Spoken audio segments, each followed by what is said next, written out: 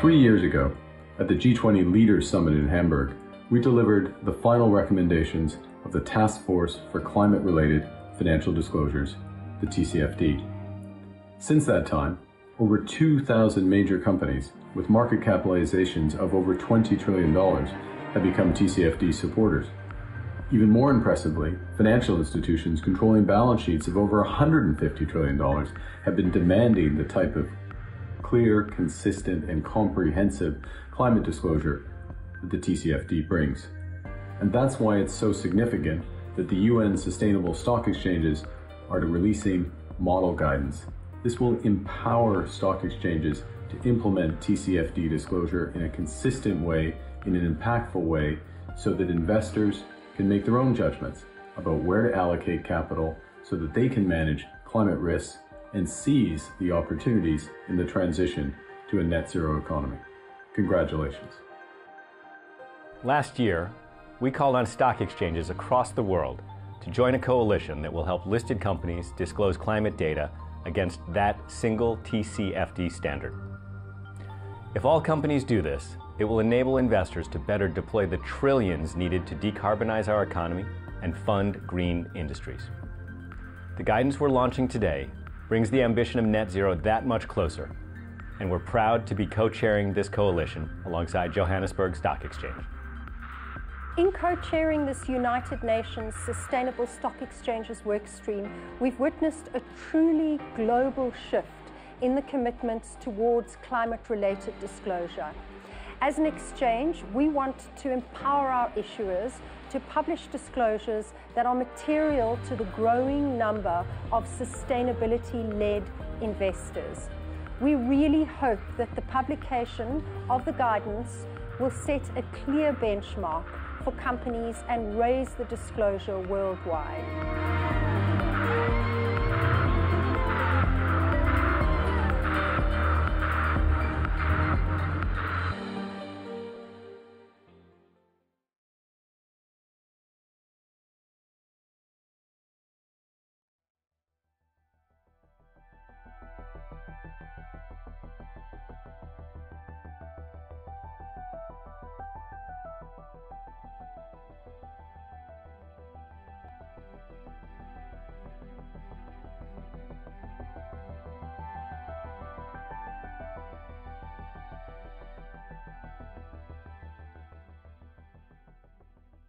Distinguished panelists and the participants, a warm welcome to the launch event.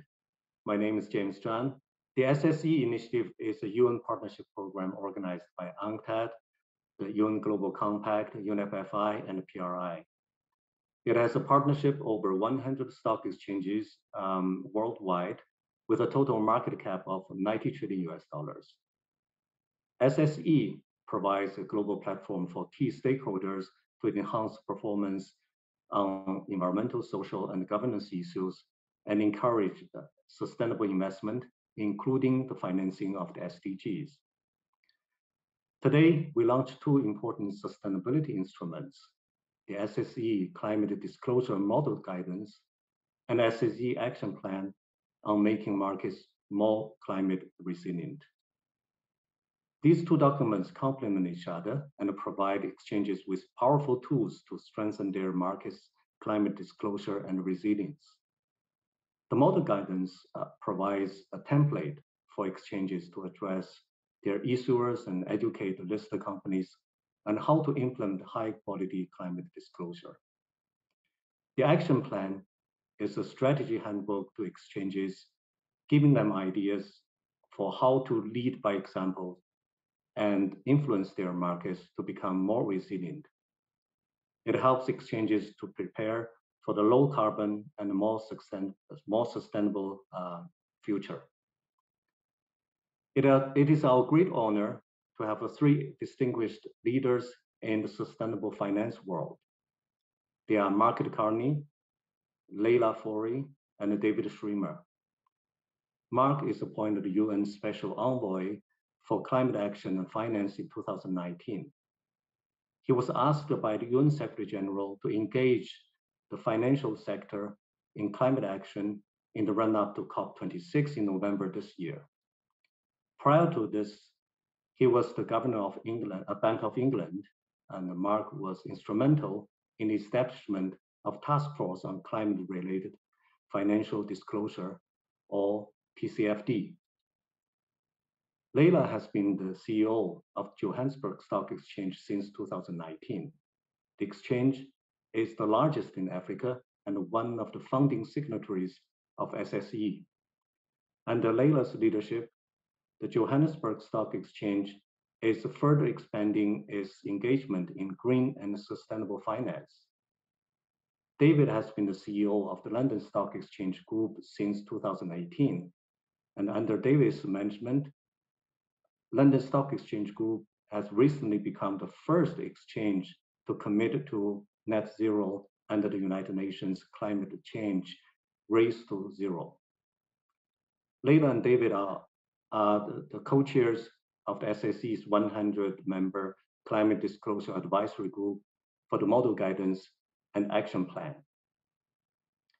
Now, Mark, you have been the UN Special Envoy on Climate Action and Finance for over a year now. Your mission is to shift public and private finance markets and mobilize private funds to the levels needed to achieve the goals of the Paris Agreement. First of all, can you tell us why you are backing the Tcfd recommendations and what moved you to collaborate with stock exchanges? Well, thank you very much, James. And I must say my mission is made much easier by the leadership of yourselves, Leila and David, and the Sustainable Stock Exchange Initiative. Let's just take one step back. 3 years ago, we delivered the TCFD recommendations to G20 leaders in Hamburg, literally 3 years ago this month. And to see the stock exchange, the Sustainable Stock Exchange Initiative moving to model guidance is a huge, huge development, because what we've realized over the intervening years is a number of companies have been implementing these. There's over 2,000 corporate supporters, over 17 trillion in market cap. But what we need is that these recommendations are implemented in a consistent and comparable way and comprehensively. And that's what the model guidance puts us in a position to do. Very importantly, it includes not just the static metrics or the metrics of carbon footprint today, but scenario analysis, guidance around scenario analysis, and the strategic resilience, in effect, of issuers. This comes at a time when another part of the global financial system, the NGFS, which is a group of central banks and supervisors, is just releasing their new scenarios, climate scenarios, which can be integrated with the TCFD model guidance. So this is fundamental, it's significant. I'll just underscore that for COP26 in November, our objective has been to make TCFD recommendations, make them mandatory, so investors have the information they need to back those who are part of the solution to getting us to net zero with their capital. And this is a major, major step forward. And again, I have to say that really commend the leadership of all of you and the full membership. Thanks, Mark. David, thank you for co-chairing the SSE work on climate disclosure. Last year, you and Mark wrote a letter to stock exchanges around the world asking your peers to get involved in this work. Why did you and Mark launch this initiative? And why is disclosure and corporate reporting important to enable the transition to net zero economy? Well, James, thank you, and it's great to be here. The business community, the finance sector, we're making huge progress in the transition to net zero, but I think we all have to acknowledge that we're really not moving fast enough. Global emissions need to be about 45% lower in 2030 than they were in 2010 for us to have a reasonable chance of meeting the 1.5 degree target. And we're nowhere near that. We had about a 7% reduction in a very exceptional 2020. So we've got a lot of work to do. The challenge for us all is really to accelerate the movement of capital towards green solution industries and companies with credible decarbonization strategies. And I must say, really catalyzed by Mark, we recognized as stock exchanges that we can play a unique role in this movement of capital, because we sit between the issuers seeking capital and the investors who are looking to put capital to work. For investors, disclosure of climate-related data is becoming a must-have. We see that every day through our FTSE Russell Index business, where large institutional investors are trying to move their main portfolios into climate-adjusted versions. And then at the same time, corporates around the world receive requests, questionnaires from investors, from their customers for climate and sustainability data. So the reporting of high-quality climate data is becoming a must-do for corporates. So to unlock this movement of capital, to really get this capital flowing, investors need climate data that is comparable. And the opportunity that we as exchanges have is that we can act now to endorse and to embed a single standard. And it's increasingly clear that Tcfd is that standard. The G7 and other governments are backing it. Other standard bodies are backing it. And with IFRS working hard towards a high-level plan at COP26, and then an actual standard in 2022, Tcfd is really becoming the default standard. So I think that's great progress. So through the UN SSE's model guidance, of course, based on Tcfd, we will accelerate the convergence of standards and therefore the number of companies that are reporting. And driving and catalyzing that consistent data globally is one of the most important contributions that an exchange can make, both to net zero, but also to the interests of issuers and investors. Thanks, David. It's very convincing. Leila, the Johannesburg Stock Exchange is co-chair of the advisory group that creates this work, this new model guidance. Your exchange is also one of the founding signatories of the SSE. We appreciate your long-term support and your developing countries' perspective. We have seen an acceleration of the regulatory efforts around the world concerning the climate change disclosure. What is the regulatory context in South Africa, and how could this guidance assist in your market? Thank you so much, James, and it really is a great honor to be here and even to have played a part in the production of such important work. And I would like to thank both Mark and David for the leading role that they've played in getting the initiative started, and also recognizing the important and key contribution that exchanges can make in their global effort to combat climate change. The JSE has for over a decade and a half been involved in creating an enabling environment for better sustainable practices to grow our market. And it's used both regulatory and non-regulatory levers. And with an unemployment rate in South Africa of north of 32% and a youth unemployment rate of 46%, there's a very difficult balancing act that we play between issues such as the social issues, such as poverty and inequality, joblessness, and then environmental concerns on the other side. In 2010, South Africa was among the first emerging economies and developing countries to come forward with a voluntary emissions reduction pledge for 2020 under the Copenhagen Accord. And our national greenhouse gas emissions regulation and national pollution prevention plan regulations were enacted in 2017.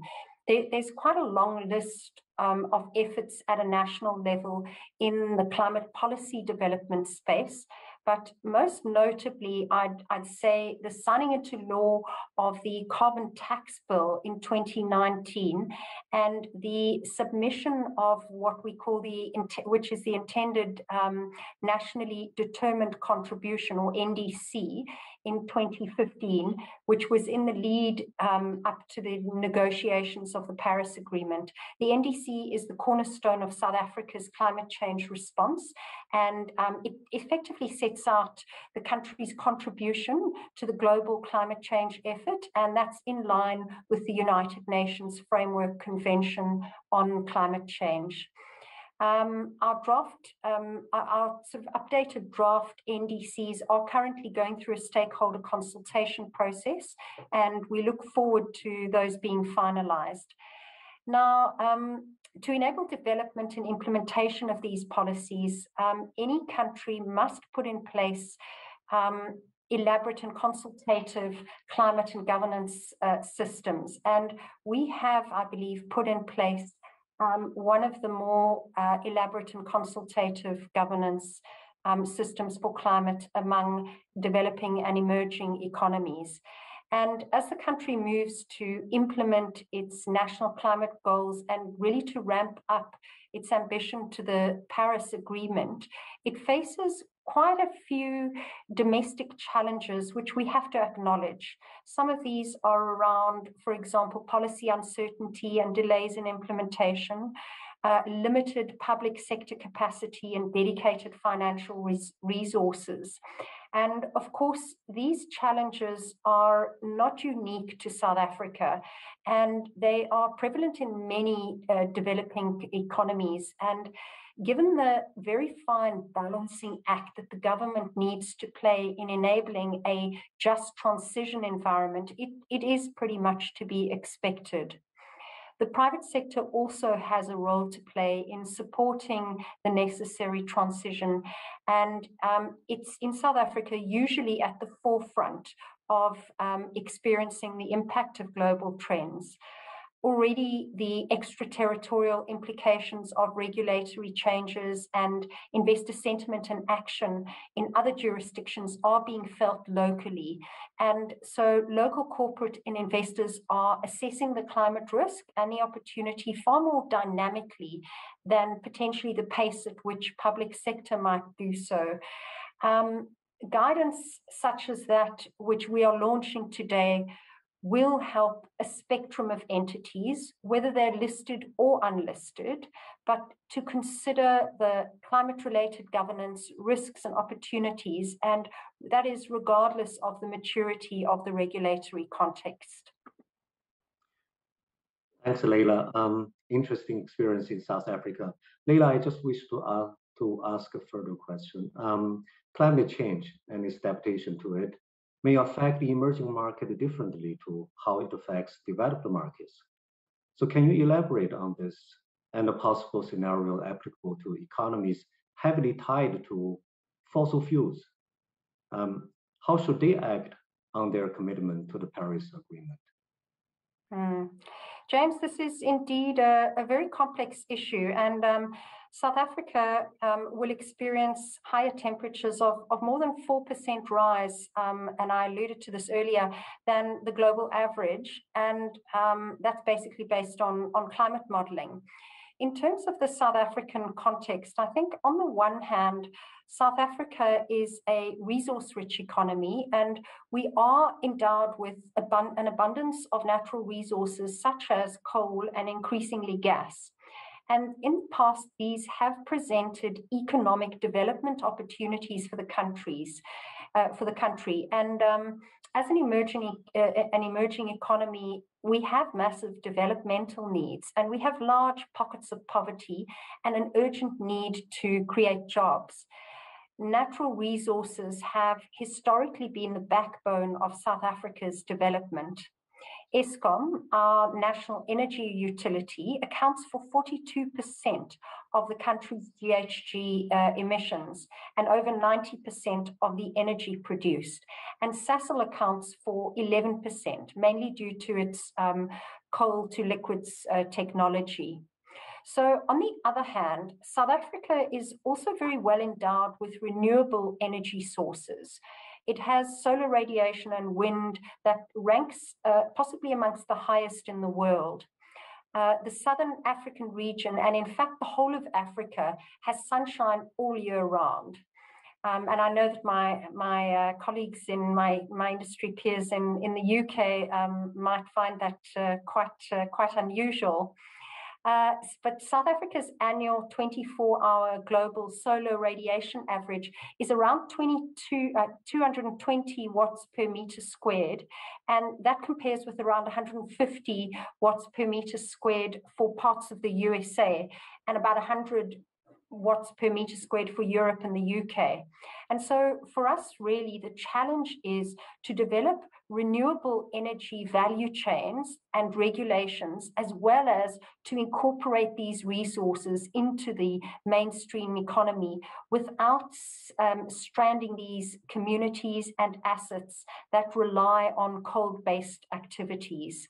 So in essence, South Africa is still evolving as a climate change geared economy because the trade-off between development and climate change initiatives is a delicate one, but plans are afoot to get there, and we are focused on including leveraging development finance and exploiting our nascent potential in green hydrogen, which we are seeing evolving quite rapidly, particularly in our mines. So to get South Africa to be a green economy, there needs to be an industrialization strategy attached to the climate change development, where the economy produces significant amounts of solar, wind, and hydro equipment and machinery, and it's focused on exploiting its own natural solar and wind endowment, but also exporting to the rest of the world potentially. So enabling various players to critically assess both climate-related risks and opportunities will be key to our success in the future. Thanks, Leila. You have made a convincing case for developing countries and also highlight the challenges. David, London Stock Exchange Group was recently the first exchange group in the world to join the UN Race to Zero initiative. Can you tell us about what this means and why you made the decision? Yes, James, before I do it, just fascinating to hear Leila's comments, and it just reminds me about both the challenges and opportunities in terms of what we're doing here and why I'm so excited about this initiative. To your question, if I may, I would take it back to LSEG's purpose, which is to drive financial stability, to empower economies, and to enable our customers to create sustainable growth. And climate change is a threat to all of these elements of our purpose. So we just felt it was very important to our business that we try to take a lead here. And as a systemic financial markets infrastructure provider, we believe we can play an important role facilitating this transition. And we take the responsibility to do so very seriously. And in advocating greater action on climate change, I think it's important that we really walk the walk. Now, there are two parts to our commitment. And first, it's about reducing our own emissions and those of our suppliers. And we've set targets for 2025 and 2025 and 2030 to achieve net zero emissions well ahead of 2050. And then second, it's about supporting market-wide global decarbonization through our influence with users and providers of capital. And we're trying to do this in three ways. First, driving better climate data and disclosure. And this is the real driver of action, where we can give the finance sector the data and the analytics that the sector needs to allocate capital in a way that is consistent with the transition to net zero. Second, supporting the growth of green industries. And third, supporting a climate transition for the broader economy. So that means including the higher carbon industries. Now, just a few other comments. We just did a major acquisition, and we have a larger carbon footprint than we had before. We're now operating in 70 countries. We employ 25,000 people. So with that greater size, we also believe we have a greater responsibility. And we have our shareholders, we have regulators, customers, of course, our employees. We feel these responsibilities to the wider society as well. And we, like many other companies, we face the same growing pressure that we're seeing from an increasingly climate conscious stakeholder base. And we've seen a number of recent examples globally of shareholders taking, I would say, some pretty firm action with companies. But more than anything else, it's really about responding to the concerns of our own people. It's about doing what is consistent with our purpose and our own sense of doing what is right. We also think that exchanges have an opportunity to be really credible partners to others in the industry, especially issuers and investors who themselves are making net zero commitments, which is why it's great to be working with Mark in particular under the umbrella of the Glasgow Financial Services Alliance for Net Zero. We think we can find new ways, not only to help all exchanges work towards net zero in their operations and supply chain, but also to drive further disclosure and net zero commitments by the companies that are listed and traded on our exchanges, so that we can really support on a global basis the scaling of green and transition capital flows. Thank you, David. Thanks for joining the UN initiative and taking the lead in the exchanges field. Mark, before we end, I want to come back to you. Going forward, what are some key steps for the exchanges industry to contribute to global efforts under your leadership? I note that you are the chair of the Glasgow Financial Alliance for Net Zero. Is this something that you see exchanges can play a role? Is this something that SSE should focus on in the run-up to COP26? Yeah, thank you, James. And I also enjoyed listening to the comments of my colleagues, and it underscores what we're all trying to do, which is, as David said earlier, use the exchanges, bring together the issuers and the suppliers of capital, users and suppliers of capital, to put in effect what is a just transition. And Leila outlined some of the challenges that South Africa faces with a just transition, the scale of what needs to be done. And that it requires all aspects of the movement, not just decarbonization, but bringing society along. We all, in different places, different ways, face challenges, and the exchange initiative can absolutely, has to be at the center of the solutions. So let me go specifically to your question. We have set up at President Biden's climate summit, the Glasgow Financial Alliance for Net Zero. It brings together over 160 financial institutions, private financial institutions, controlling balance sheets of over $70 trillion, committed to net zero, and committed to net zero in a way that David just described, not just a longer-term target, but near-term milestones, a 2025 target, a fair share for 2030, annual reporting, a requirement in the cases of the banks and others for sectoral decarbonization plans, but very much in the spirit of what we've been discussing, which is going to where the emissions are and helping companies and whole countries that are working to get those emissions down. And that requires a tremendous amount of capital. There's many estimates out there, but the incremental scale of capital, incremental, not aggregate, scale of capital is somewhere between $2 and $3 trillion a year for decades. So it's an enormous requirement. It is an enormous opportunity because, of course, this is creating real value.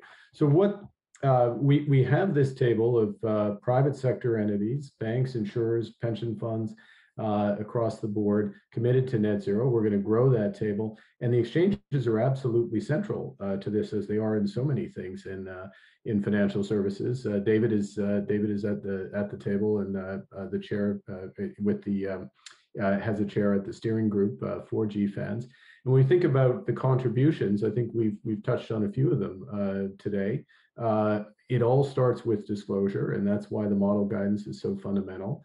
It goes to core products such as indices and the design of whether it's a carbon light index, it's a transition index, it's a kite mark, or elements that also capture broader elements of ESG, ensuring that the transition is just. These technologies are all developed by the exchanges, and what we need and we will have is the exchanges at the table with those who are the principal either suppliers of capital, asset managers, pension funds, etc., or the intermediaries, the banks, in order to ensure that we can all work together on these pathways for net zero. And if I make one other point, is that it's very important. These are about real companies, and with real employees, and they have specific plans. In many cases, they're quite complex and challenging. And it is about getting down to that level of granularity, ensuring that the right information is being brought to bear, so the right decisions can be made, and that we're turning. And I do believe that we are doing this collectively. That we turn this existential risk, this risk that, as David just says, affects all aspects of his business purpose, as Leila just outlined, affects all aspects of life in South Africa, and we all feel it around the world, that we turn this risk into this enormous opportunity as part of the solution. So again, I'll just conclude by again saluting the efforts of the SSE and the announcements today. They're very important, but they're part of a much longer path of contributions that I'm sure the exchanges will be making to ensure we get this transition to net zero. Okay. Thank you very much. Thank you very much, Mark, for your expectation, also giving us the guidance for the way forward. Thank you, Mark, Leila, and David, for your leadership in the process. You are game changers, and it's an honor for SSE and colleagues to facilitate your leadership in this area.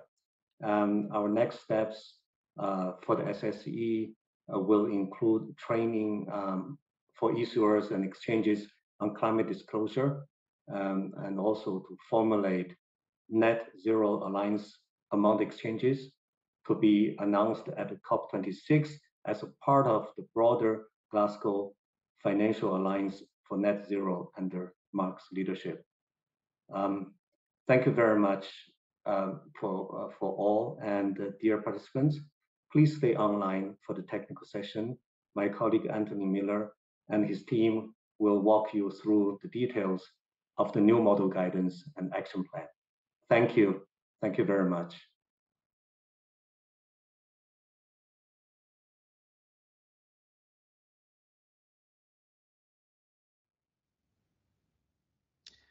Hello, everyone, and thank you to James Zahn, the chair of the SSE Governing Board, for the excellent high-level discussion you had with Mark Carney, David Schwimmer, and Leila Fourie. We'd like to now have a technical session where we dive a bit into these two documents that we're publishing today. And we have with us today myself, Anthony Miller. I'm the coordinator of the Sustainable Stock Exchanges Initiative. We have Tiffany Grabsky, who is a senior specialist at the SSE, who was the lead author of the report and helped compile hundreds of comments from exchanges and other experts around the world. David Harris from the LSE Group, and Shamila Ibrahim from JSE in South Africa. Thank you all for joining us this morning, today, this afternoon, wherever you are in the world. I'd like to start with Tiffany, if you can just sort of walk us through these two documents and give us an idea, what are the purpose of these documents, how can exchanges use them, and what's the difference between them? Why do we have two documents? And maybe even also a little bit about how this new model guidance on climate disclosure relates to the SSE's original 2015 model guidance on ESG disclosure. Tiffany?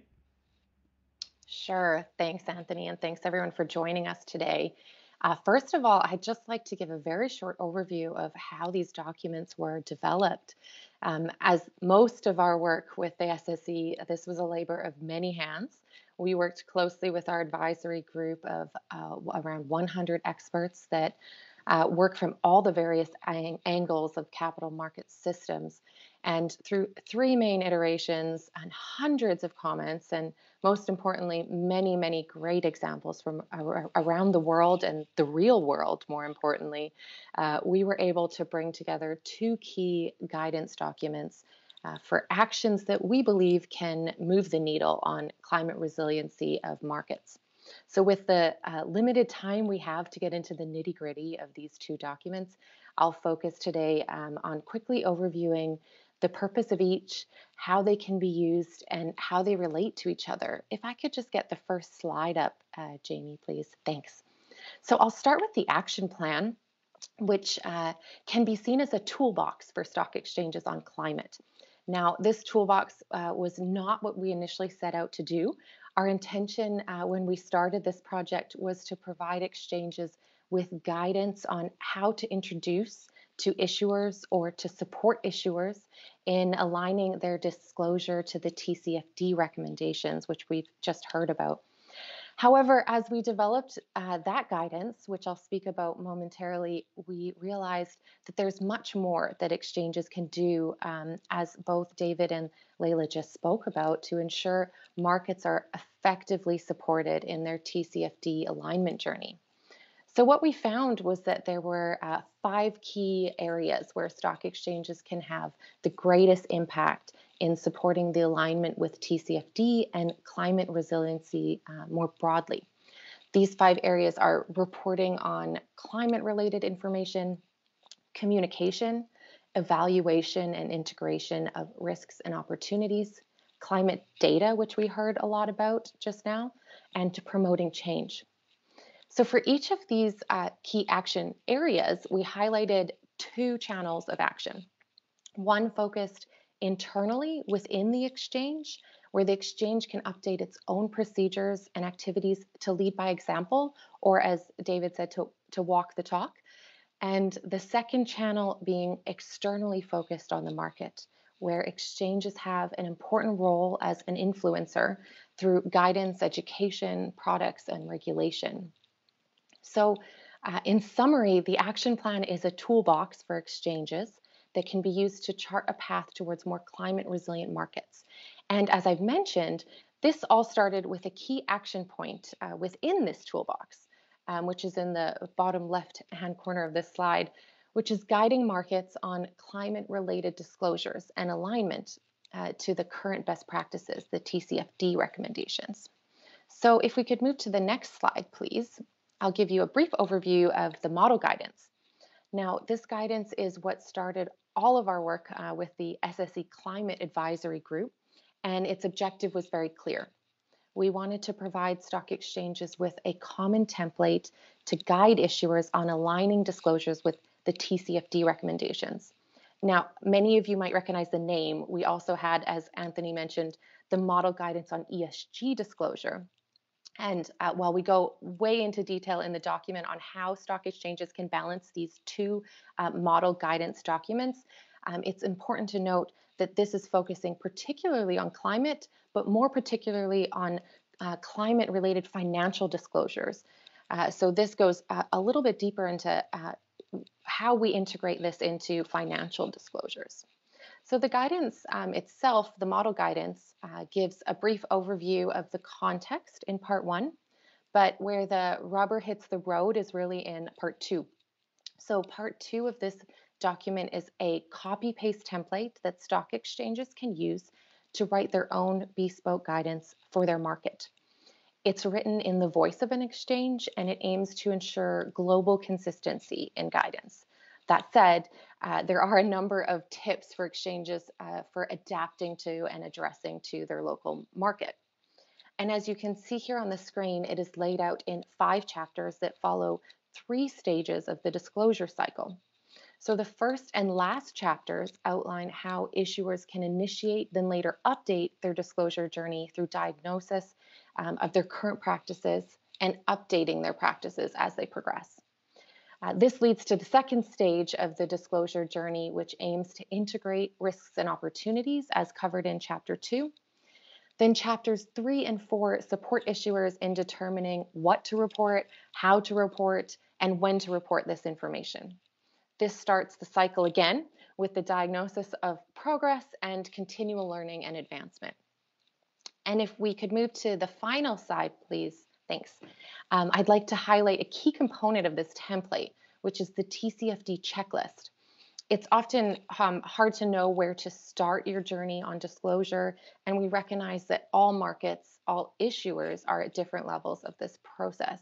So we've taken the recommended disclosures of the Tcfd and we've worded them as questions that investors and other report users aligned with Tcfd will want answered. This checklist has really 3 functions. First and foremost, it can be used as a diagnostic tool for report preparers in order to determine what information is currently missing in their public disclosures, as we've outlined in stage 1. By going through this checklist and determining whether or not each question can be answered using publicly disclosed information, they can determine what gaps exist in their disclosure practices. And as a second function, we've mapped all of these questions in the Tcfd checklist to the Transition Pathway Initiative's 4 levels of Tcfd alignment. So this enables report preparers to chart a pathway forward towards full strategic alignment with the Tcfd recommendations. And finally, this checklist can also be used to map disclosures for report users, indicating where the information answering each question can be found, and if not already reported, when the company plans on disclosing that information. So, in summary, the model guidance provides exchanges with a template and tips on developing their own guidance for issuers on aligning disclosure practices with the Tcfd recommendations. And it includes a Tcfd checklist, which can be used to diagnose the current level of climate-related disclosure, chart a path forwards towards full strategic alignment with the Tcfd, and map disclosures for investors to easily access this information. And with that very quick overview, I'll pass back to Anthony so that we can hear more from 2 key members of the advisor group that helped build these documents. And I'll just take this opportunity to thank them and thank all the members of the advisor group for their steadfast support and contributions in creating these 2 timely and important documents. Thanks, Anthony. Thank you very much, Tiffany. It's an enormous challenge to try to summarize these 2 documents in such a short period of time, because they certainly pack a lot of information and a lot of practical tools for exchanges in the marketplace. But I think you did an excellent job explaining how exchanges can use these. And of course, we will be doing more training on that through the rest of the year. I'd like to go to Shamila now. Shamila, JSE and LSEG, they were co-chairs of the SSE Climate Advisory Group and had a strong leadership role. Both you and David were very closely involved in the drafting process, behind the scenes, commenting and helping to shape these documents. You are both sustainability officers, of course, and many of the members of our advisory group were sustainability officers at exchanges. Can you give us an idea from your perspective how these documents can help sustainability officers at exchanges? Thank you very much, Anthony. Good day to everybody. And again, just to reiterate, a huge thank you to Tiffany and the advisory group for all the really long hours that went into production of this, and I think hopefully going to be an exceptionally useful guide. So just to answer your question then, Anthony, I think, to reflect firstly on the collaboration and the breadth of expertise that fed into these documents, which I think has created a really useful set of information that can be used far and wide, really. I see the application as being even beyond the listed company space because of the practical tools that have been given in both the documents. So, and the great work also with the SSE team in being able to balance the 2 between what Tiffany has explained to us from the action plan and the model guidance. Now, for chief sustainability officers and anybody really guiding this sort of function within exchanges, I think the model guidance itself really is helpful because it offers pointers on every element of the Tcfd recommendations, how to unpack those, where to get your supporting references, the key issues that are covered by the Tcfd recommendations. Each thing requires you to have a certain understanding of the background, of understanding, for example, scenarios. And the documents really give you good access to this information. So you can read that and be able to reference the different elements that are required. So you can get the supporting scenarios, you can get help on net zero target setting, on understanding risks and opportunities. And that reduces the time for sustainability officers to research all of this. It makes it faster and much easier to hone in and to get this into your local markets as quickly as possible and to be able to solve for local context issues. So the checklist, I think, for me is really the helpful quick reference for issuers wanting to get a sense of the Tcfd at a glance, and will be equally useful to exchanges themselves who are trying to develop their own climate disclosures. So sustainability officers often find themselves needing to look across the spectrum for both what is relevant to issuers, what is relevant to the exchange itself, and then, of course, the tools and services and the products that an exchange issues. So a document like this allows for you to be able to do that. The action plan is helpful for sustainability officers when you consider that one of the key challenges that we face is making the case for how climate change impacts markets. And the action plan makes it very easy to be able to make this in a way that's relevant to your market, and being able to have the language, the narrative, and the statistics and the facts to be able to support your case when you're looking at the impact on markets. And finally, I think it's a framework for action, and that the action plan really gives you various options. So even if you weren't to start with disclosure guidance, there are a number of other things that you could do to make the market more climate resilient. And so this opportunity to start somewhere without having to do everything at one go, I think is critical, and really allows you to see where your best opportunities are, regardless of the level of development of your market. Thank you, Anthony. Thank you very much for that, Shamila. I think those are some key things. You mentioned it helps sustainability officers move faster, to accelerate the process, and that's certainly something that we're trying to do here with these tools, to make the jobs of sustainability officers easier, more effective, more impactful, and to certainly accelerate progress. You emphasize that it helps sustainability officers to make the case for markets, which of course they're often put in that position to make that case. And so hopefully the arguments and facts and that we present in these documents will be helpful for that. And of course, you outlined that the action plan gives options, whether it's different places to start, that sustainability officers can find inspiration there to take action in their marketplace. I'd like to go to David now. David, Tiffany already said that the two documents have different purposes. What do you think are the key things exchanges and issuers should be aware of when working with these tools? Thanks, Anthony. And firstly, let me just say what a privilege it's been working on this project with you and with the UN Sustainable Stock Exchange Initiative. And also just a thanks to that fantastic advisory group, over 100 individuals, so many exchanges contributing to this. And so this really is materials prepared by exchanges for exchanges, and so it's designed in a way that's hopefully very useful for everybody. I think it's really important to be aware, and the background here of why we've done this, it is clearly just this huge movement of capital that's taking place, this reallocation.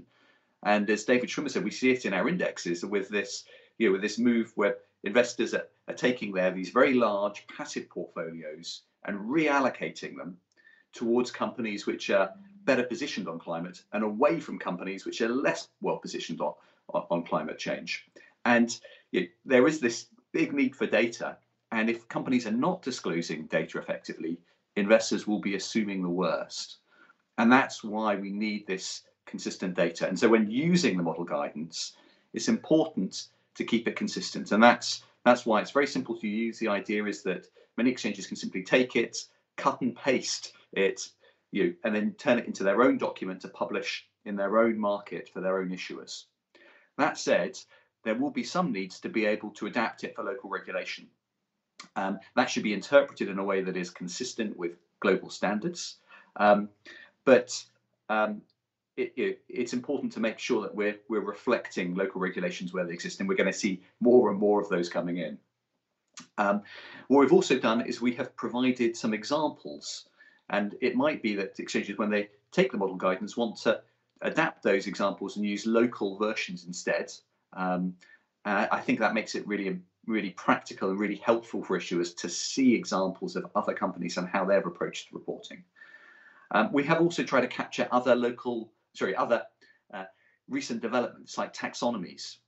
So taxonomies can be used as a way to interpret some of the indicators within TCFD. So within the opportunity section, there's a part of TCFD which is talking about reporting against low carbon products and services. Well, taxonomies can be a useful way to frame and define that.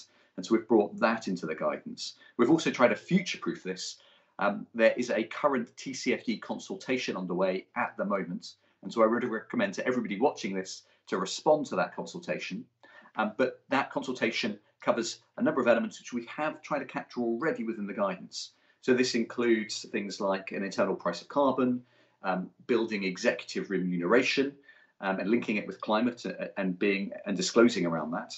Also setting targets, and importantly, net zero targets, and setting them in a way that is consistent, in a way that investors can compare those targets between companies. So I think the message here is, regulation is coming, get ready. We've got these two fantastic documents for you to use, and get your markets prepared and in advance of regulations coming. David, you're absolutely right. The trends in this space are clear. It's something the SSE has been documenting over the past few years. About 10 years ago, there were virtually no regulations in this space. Today, there's about 25 markets worldwide where it's already mandatory. We're clearly on track by 2030 for it to be mandatory in every market, and probably much sooner. As was mentioned earlier in this broadcast by Mark Carney, the objectives for COP26 to integrate this into mandatory disclosure rules. Shamila, I'd like to come back to you talking about disclosure rules. One of the key aspects of this guidance, of the work of TCFD, is that it's not just climate reporting in the sense of environmental reporting, broad discussion on that. It's climate reporting as financial reporting and the material impacts of climate change on companies. Can you share with us a bit how we approach this topic in our model guidance and why? Thanks, Anthony. So, a step back, firstly, I think, to look at the impacts. So you've seen climate change leading to industrial change and looking at what is material for all sectors of the economy in different ways. Mark Carney speaks about the different types of risks that we're facing, being the physical risk, the adaptation risk, the transition risks, and the liability risks. So I think the first step is just to note that these things are happening. And the second one is that the need for disclosure is because these are becoming more and more material. And so the need for financial disclosure is certainly increasing. And if we look at that, the TCFD itself says that the recommendations should be included in your annual reports and filings. And so that's the first step. Consider that it's material, understand that those changes are happening. The risks can be classified quite broadly now and quite clearly into those categories of your physical adaptation, transition risks, liability risks, and the like. And so the model guidance is reflecting on this change that we're seeing, placing it in context and reality, starting to try to quantify what some of that looks like globally, and then reflects on this and supports the need for that financial disclosure. We also highlight that some of the detailed information that you have, and some of it which often companies might say, well, we know the impact, but it's not necessarily immediately financial to us, could be included in supplementary locations in your sustainability reports. So if we think, for example, the integrated reporting model, which many reporters are now moving towards, you have the core information sitting really at the center of your integrated report, and then you have the opportunity to disclose other information potentially in associated reports in your reporting suite. And so looking at climate change and understanding and unpacking that, where you might not deem it immediately financially material, could still be salient information which is actually recorded and disclosed in other parts of your report. And so we support this approach, but you still do it in a rigorous manner, and you keep the historic information on record for future reference and to be able to see how that has progressed over time. So we need to also be aware that even climate modeling is dynamic, and there's a need to periodically revisit the assumptions and the scenarios on which you've premised the identification of your risks and opportunities, and to continue to do that. So all of this really is covered within the guidance documents, and hopefully allowing reporters to apply their minds to how this needs to take place in practice, where the opportunities are. And I think most importantly, again, to reiterate and encourage you that it's not about being perfect up front. One should never let the perfect be the enemy of the good, and to start somewhere. Start applying your minds, understand what that means, and make room for the fact that, even climate modeling, like I've outlined, is in itself dynamic. And as we start seeing the felt impacts, there's many things that we probably haven't even considered that will come to light. But how are we allowing for this? How are we reporting on this? And how are we creating the mechanisms to apply our minds to allow this to happen within the various entities that will be covered by the need for financial reporting and climate reporting? Thanks, Anthony. Well, I think those are some key points. It's something that we often reiterate when it comes to sustainability reporting or other aspects of the sustainability programs of exchanges, that it's a journey. It's not a binary thing that you flip a switch and it's done, that it's something that you have to start somewhere, as you said, Shamila, and progress and deepen your progress, and touches on what David was saying earlier about how regulation is certainly coming. So it's good to improve your practices now so that you're up to speed by the time these things become mandatory. Tiffany, just quickly, I'd like to come back to you. David was mentioning earlier about future-proofing the guidance. We are, of course, it is a moving target here. It's a very dynamic space. And TCFD have already started new consultations. They're going to be releasing some new updates in the fourth quarter of this year. Can you tell us a bit about what this new consultations, the impact might be on the new SSE guidance we're launching today and how we've future-proofed the document? Sure. Thanks, Anthony. I think that's very important, and it's something that we learned as we went, that this is a moving target. And as both Shamila and David have mentioned, the science behind this is changing daily. The regulation is constantly evolving and progressing. And as a result, we've really written both the action plan and the model guidance at a very high level of abstraction, where we've covered, as we've mentioned, we had 100 members of this expert group, and they were from all around the world. So we were covering those who've not even looked at this yet to those who are really becoming experts on this. And we tried to make this useful for all of them. However, we recognize that this is always changing, and to future-proof it, one of the key areas that we'll be able to adapt as we move forward is the Tcfd checklist that I mentioned. So that checklist is very specific to the recommendations of the Tcfd, which will evolve, and they'll develop as the Tcfd develops further. And so this particular consultation that we're seeing now is looking at the metrics. And these metrics are very clearly highlighted in the Tcfd checklist, which will be adapted when this consultation is over and the new metrics are launched by the Tcfd. That said, also the examples throughout both guidance documents will hopefully evolve as well. We hope that when we provide this guidance document, the model guidance as well as the action plan, stock exchanges will advance. And the SSE has always been a great database for what other stock exchanges are doing. So through the news feed, through the database at the SSE, and through the progression in this work that we're doing on climate, I think we'll see a number of new examples coming out that other stock exchanges can learn from. Thank you for that, Tiffany. Yes, I think you've highlighted how we've built in a bit of future proofing into the document so that we can, again, move with the developments. We're about 2 minutes or 3 minutes to the top of the hour here. So I'm just going to, one last question to David, sort of lightning round, if you will. David, I know that LSEG, you're preparing to launch your own guidance on climate disclosure based on the model guidance that we're launching today, and it's something you've been thinking about over the past year as we've worked on that. Just in the couple of minutes we have left, can you tell us about that process? Thank you. Yes, absolutely.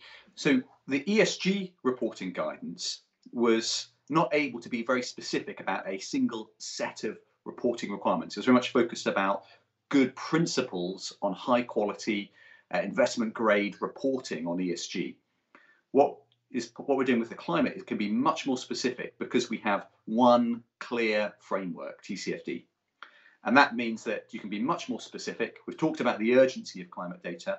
So therefore, what we'll be doing is, and I urge each exchange to think about their approach, but we'll be reporting a separate climate reporting guidance, which will fit alongside the ESG reporting guidance. There'll be a cross-reference between the two, but we see the climate one as standalone, based off the model guidance, interconnecting with the ESG guidance. Some exchanges may want to combine them. I think that's fine, as long as you keep it consistent and you don't lose the detail. Back to you, Anthony. Thanks for that, David. Key points that exchanges can introduce their own standalone guidance on climate. Again, as you mentioned earlier, the model guidance is cut and paste ready and then adapted to your own market. But of course, they can also integrate it into their existing ESG disclosure. I think we're at the top of the hour now. I'd like to say to all the exchanges out there listening, if you have any questions, feel free to contact the SSE Secretariat, info@sseinitiative.org.